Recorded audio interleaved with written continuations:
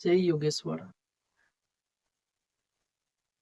આ વિડીયોમાં આપણે વાત કરવાના છીએ કે આપણું જે મનુષ્ય જીવન છે એને કઈ રીતે ચિંતા મુક્ત કરી શકાય અને આપણા જીવનને આનંદિત કેવી રીતે આપણે બનાવી શકીએ। પાંડુરંગ શાસ્ત્રીજી આઠવલે પૂજ્ય દાદાજી શું કહે છે એ વાત આપણે આ વિડીયોમાં જોવાના છીએ। પાંડુરંગ દાદા એવું કહે છે કે એકવાર નગરનો એક રાજા પોતાના નગરની સ્થિતિ જોવા માટે નગરચર્યા માટે નગરમાં ફરવા માટે નીકળ્યો। એ અલગ અલગ મોહલ્લાઓમાં ફરતો હતો। બપોરનો સમય થયો તો એને જોયું કે એક મંદિરની પાસે ઘણા બધા લોકો ભેગા થયેલા છે।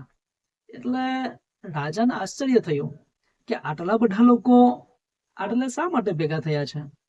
એટલે રાજાને થયું કે મારે જઈને જોવું જોઈએ કે મારા નગરમાં શું ચાલી રહ્યું છે।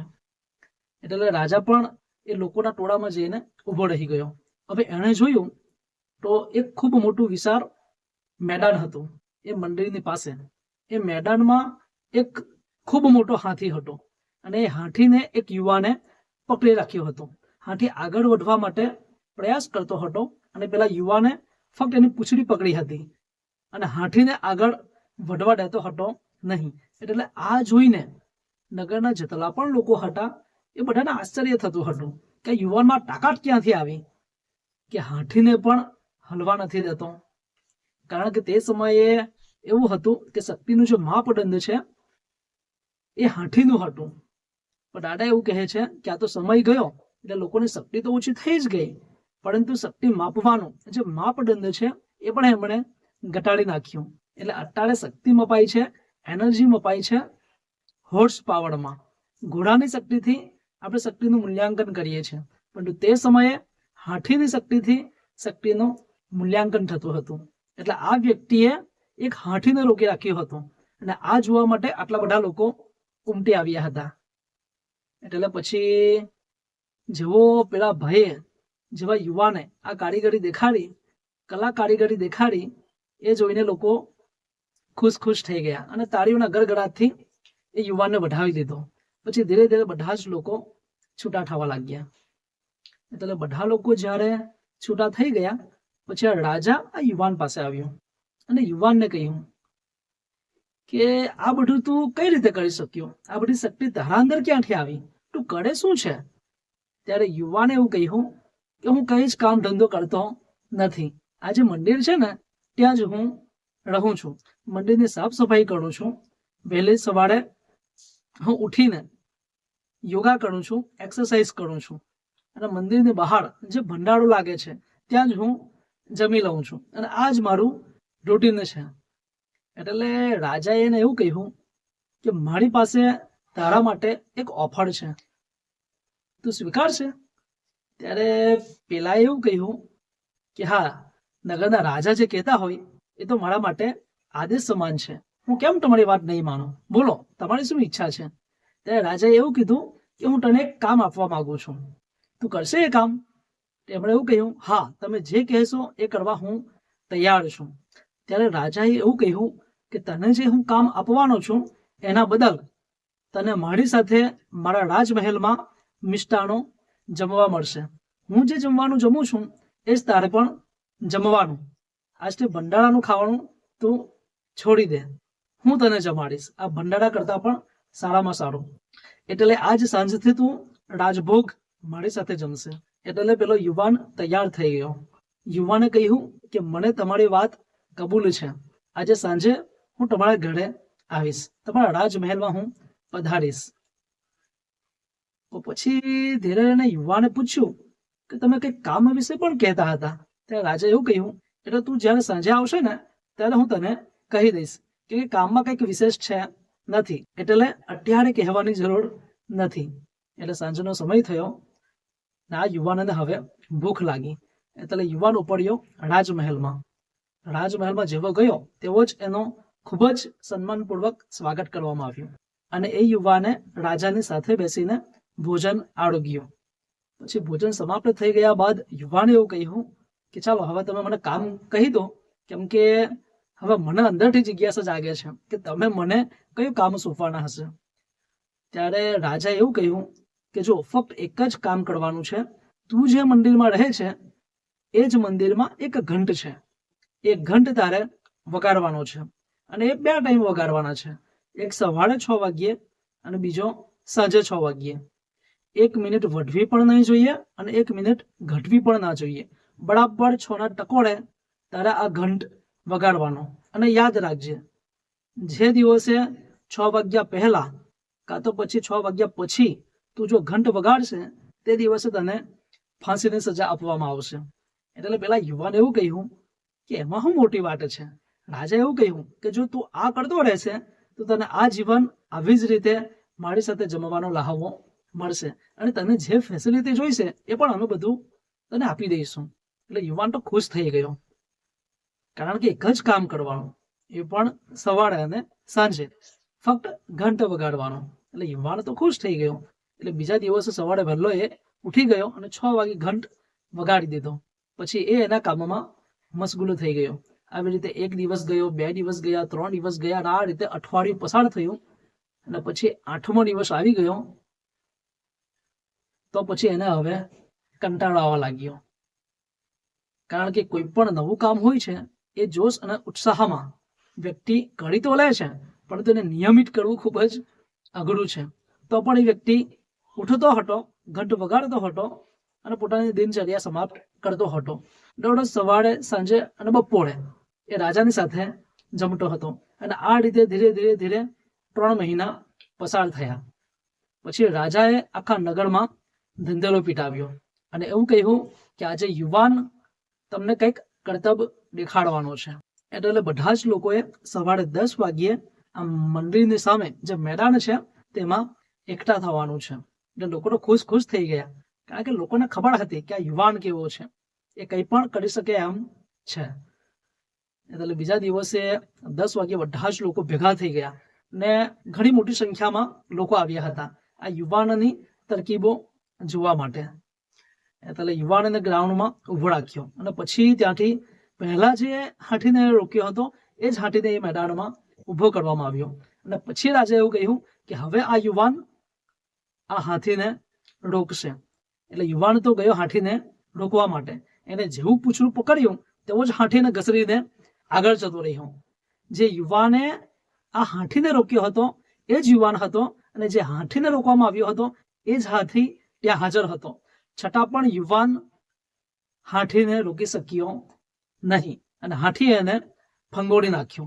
એટલે બધા જ લોકો અવાક થઈ ગયા, કારણ કે આ જે યુવાન હતો તેને ઘણી વખત આ બધો ખેલ લોકોને બતાવી ચૂક્યો હતો.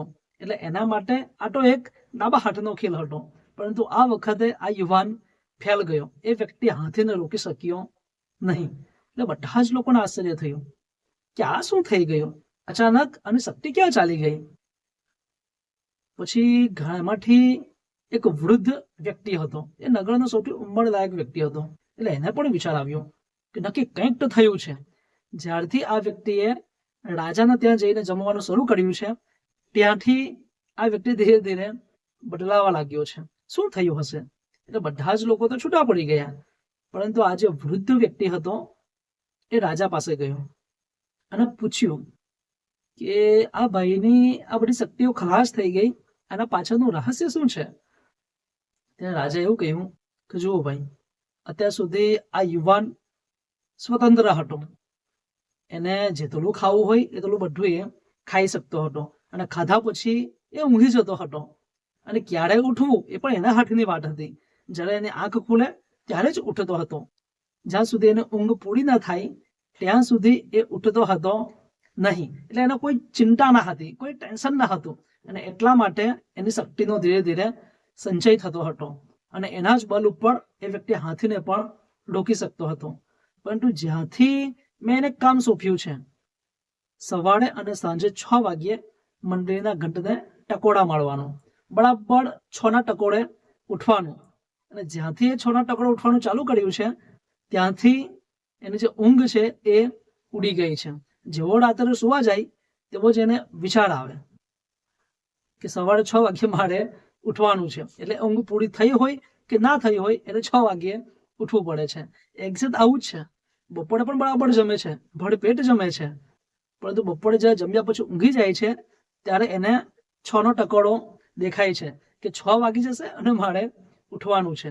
એટલે ધીરે ધીરે એને 6નો જે ટકોરો છે એની ચિંતા થવા લાગી, અને જેમ જેમ એની ચિંતા થવા લાગી તેમ તેમ એની જે શક્તિ છે એ ક્ષીણ થવા લાગી, અને એટલા માટે આ બધી શક્તિ આ વ્યક્તિ ગુમાવી બેઠો છે.